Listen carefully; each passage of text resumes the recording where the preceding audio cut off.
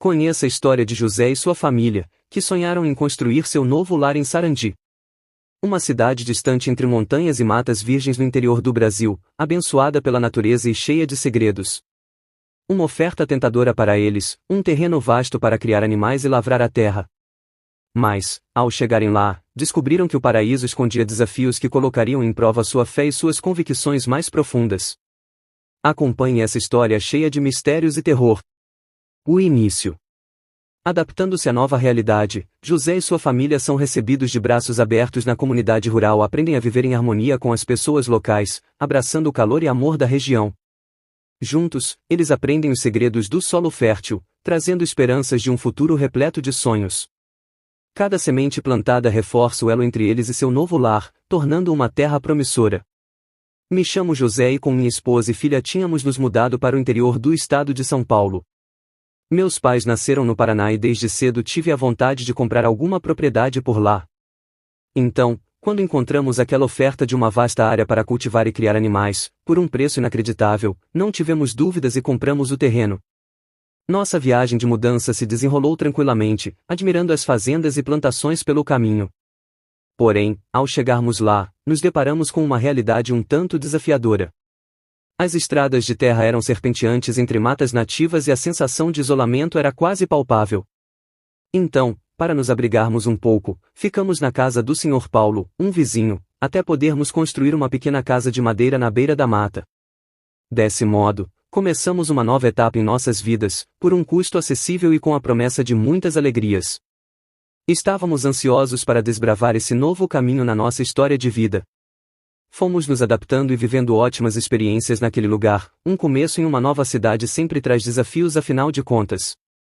Fomos estabelecendo amizade com os moradores, explorando a paisagem rural, cada passo trazia descobertas, aos poucos, tecendo laços com aquela comunidade. Longas tardes trabalhando a terra, criando benfeitorias na propriedade. Um contínuo desafio de viver uma vida distinta do que éramos acostumados. Aos poucos, o campo se tornava mais familiar e a sensação de pertencimento aumentava, tudo o que fazíamos, solidificava nossas esperanças nessa terra. Após alguns meses, havíamos construído fortes amizades com os habitantes dos arredores. Chegávamos a nos reunir para um lanche ou um jantar, convidando sempre os vizinhos próximos, às vezes, à luz da fogueira, um velho morador local, o Sr. Bento, relatava histórias sobre tesouros enterrados em terras ali próximas, despertando a imaginação de todos presentes. E ao longo dos encontros comunitários, o assunto zombeteiro da conversa se voltava para o tesouro amaldiçoado que, diziam, era parte da herança dos colonos. Os mais velhos eram sérios ao alertar sobre o potencial perigo que acarretava mexer com essas coisas, como se uma lúgubre lenda pairasse sobre a história. Eu, por minha vez, não podia deixar aquilo para trás. É claro que a curiosidade se misturava com um amplo temor, mas a ideia de encontrar a tal riqueza era apelativa, quase irresistível. No entanto, as aventuras em busca de ouro nem sempre acabam bem, e às vezes os problemas acabam sendo muito maiores do que se possa imaginar. Certa noite, tive um sonho sinistro que me deixou meio apreensivo. Nessa visão sonhada, eu revia uma estrada familiar, uma cerca, e uma árvore próxima à estrada. Logo abaixo dessa árvore, algo estava enterrado. A princípio, eu pensava que poderia ser uma caixa repleta de ouro, então, comecei a escavar ansiosamente. Porém, ao desenterrar, descobri que não era uma caixa, era um caixão. Ao abri-lo, vi um esqueleto ali, rodeado por montes de moedas douradas e lindas correntes. Aquilo foi tão realista que, ao despertar, meu coração batia forte. Logo contei sobre o sonho para minha esposa, o que deixou-a tão aterrorizada quanto eu. Parecia ser algo mais do que um sonho, como se o passado estivesse tentando me informar algo. Minha esposa Silvia não reagiu bem quando falei do sonho. Ela sempre foi mais prudente do que eu, com os olhos abertos para as consequências de seguir lendas populares e sobrenaturais. Ela tentou me convencer a desistir de ir atrás do ouro, alegando que essas histórias não levariam a nada, exceto a problemas. Compreendi a preocupação dela, no entanto não me dei por vencido. A ambição foi mais forte que tudo. Por isso, apesar da insegurança dela, meu desejo de descobrir a verdade por trás do sonho se tornou mais forte. Eu me sentia compelido a desvendar esse mistério, até que minha esposa hesitou. Nos dias seguintes desde o sonho, a minha esposa, Silvia, começou a se sentir desconfortável. Toda vez que ela ia atrás de lenha na floresta, ela tinha a sensação de que alguém a observava. Isso tirou-lhe tanto a paz de espírito que ela ficou com medo de ficar sozinha em casa. Eu não queria ver Sylvia assim, mas eu não sabia como ajudar. Por trás de tudo isso, parecia haver uma energia sombria e malévola, que afetou a tranquilidade da nossa casa. Tomei a decisão de visitar o local que vi no meu sonho, aquela estrada, aquele lugar. Quando cheguei, tudo estava tão calmo, mas ao chegar mais perto, uma sensação estranha me consumiu e me impediu de cavar. Minha curiosidade era grande, mas foi logo suplantada por um medo inexplicável, aquela sensação que me paralisou e me fez questionar se deveria prosseguir. Eu queria saber se de fato ali havia ouro enterrado, mas não tive a coragem de continuar. Por isso, voltei para casa, rezando para que aquilo tudo ficasse no passado, pois o sentimento que senti ao chegar lá foi algo maligno, uma presença que me fez arrepiar. Por isso, decidi que jamais voltaria lá. As coisas que em minha casa não estavam muito bem e eu não queria atrair ainda mais energias negativas para meu lar, mas era tarde demais, o mal já havia me acompanhado e eu não sabia. Ao anoitecer descansamos e jantamos, conversando bastante sobre o trabalho no sítio e outros assuntos. Ao irmos dormir tive um sonho aterrorizante, alguma criatura sinistra me perseguia no sonho tentando me apanhar. Não tinha como sair de lá, eu estava preso e não saía dali. Acordei assustado, em desespero, meu coração acelerado. E minha esposa acordou junto, o que foi ainda pior. Quando comecei a contar tudo, ouvimos um forte ruído vindo do telhado da casa. Ficamos paralisados, morrendo de medo, pois não tínhamos ideia do que aquilo poderia ser. Pedíamos ao Criador que nos ajudasse, mas ainda sentíamos a presença de algo tenebroso andando sobre o telhado da casa, prestes a derrubar nossa porta. O que estava acontecendo era tão aterrador que mal conseguia acreditar.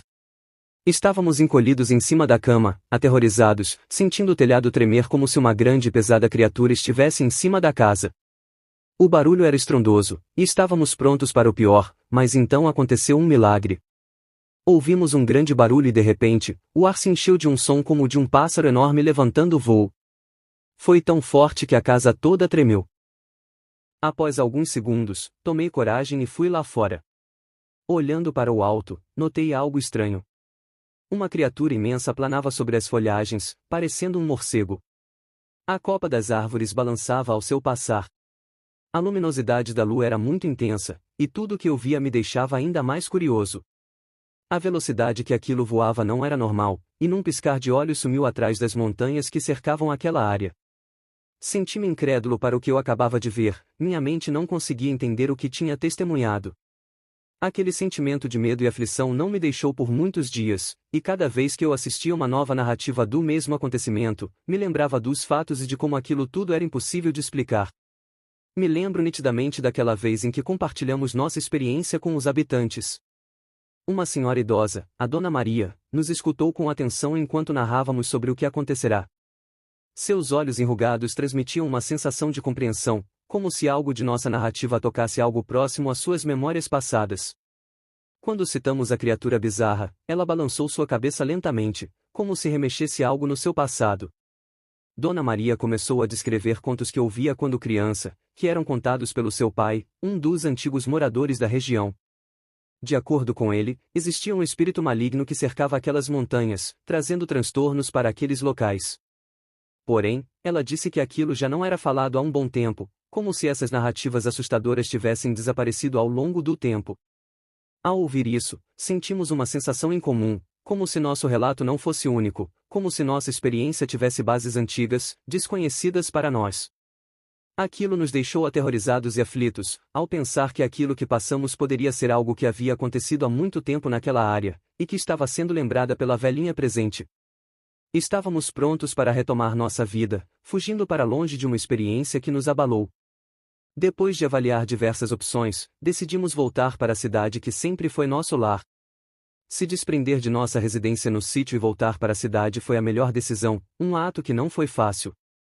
Vender a propriedade foi fundamental para que pudéssemos seguir em frente, buscar paz para nossas mentes após os tumultos que enfrentamos. Por isso, voltar a viver na cidade, o local que sempre vivemos, nos trouxe uma sensação de segurança, de tranquilidade. Não somente conseguimos encontrar conforto em nosso retorno, mas também tivemos a chance de deixar o passado para trás. Isso possibilitou que pudéssemos começar novamente, livres da negatividade que nos acometia nessa lenda distante. Chegamos ao término desta narrativa assombrosa. É de arrepiar só de pensar que algumas criaturas e acontecimentos tenebrosos podem se manifestar no cotidiano de pessoas comuns. Deseja ser alertado em relação a novos vídeos de terror? Então não deixe de se inscrever no nosso canal. Mantenha-se conectado para ver mais vídeos como este. Até a próxima vez!